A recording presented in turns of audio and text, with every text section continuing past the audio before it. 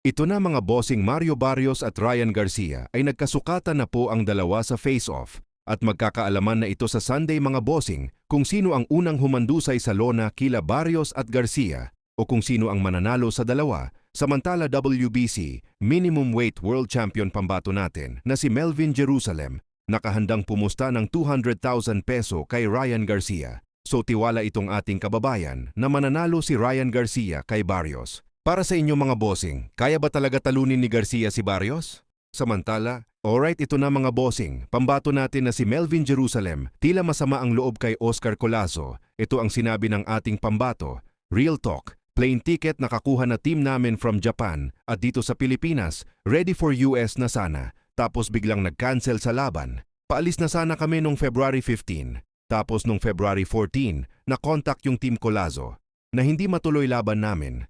Sinong hindi magagalit dyan at wala pang refund sa mga ticket na nagastos at booking sa hotel. Hindi lang ako nadismaya, pati buong team namin. Grabe yung preparation, tapos biglang aatras. Kung pera lang habol namin, matagal na sana tinanggap namin yung laban noong February 14 pa yan. Kaya sabi ko sa team namin, kung pwede ma-extend kahit March para makapaghanda tayo makabigay ng magandang laban sa mga fans at maipanalo ang laban para sa Pinas. At nagkasundo ang Team Jerusalem at Team Collazo at ngayon biglang liko. What? Ayan po mga bossing, kahit sino magagalit talaga sa ginawa ng Team Collazo. Nakaschedule na kasi ang flight ng Team Jerusalem at nakapag-book na sa hotel sabay. Biglang kinansila ng Team Collazo ang laban. Kaya ang pangit ng ginawa ng Team ni Collazo, malamang isa dyan si Oscar De La Hoya ang salarin dahil siya ang promoter ni Collazo. Tuloy sa sobrang sama ng loob ni Jerusalem pati si Boy Tato na damay. Ayon kay Jerusalem, bubugbugin niya si Boy Tato kapag nakita niya ito. Habang buwelta naman ni Boy Tato ay hindi raw mananalo sa kanya si Melvin Jerusalem. Isang ipis lang daw si Jerusalem.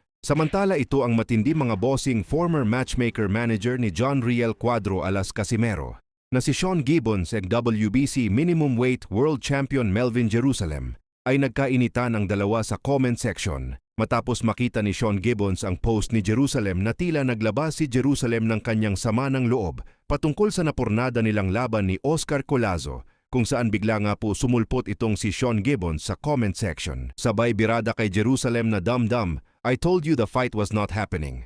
You didn't wanna listen. Now quit bitching and shut up. Sinabihan daw ni Sean Gibbons si Jerusalem na hindi mangyayari ang kanilang laban ni Collazo, pero hindi daw nakinig si Jerusalem. Pero hindi naman nagpatinag si Jerusalem kay Gibbons mga boss. Buwelta ni Jerusalem, bakit ka umiiyak?